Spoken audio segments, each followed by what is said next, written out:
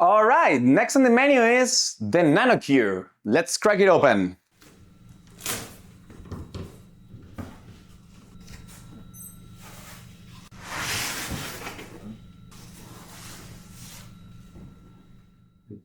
Okay, here it is, the Nanocure.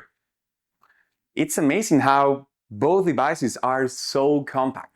So right here we have the curing tray glass. This goes inside the curing tray and is where we will place the restoration. I'll just put this on the side for now. The device is pretty straightforward. We have the screen on top, and if you pull this handle here, this is the curing tray. Remember, the curing tray glass will fit right in here.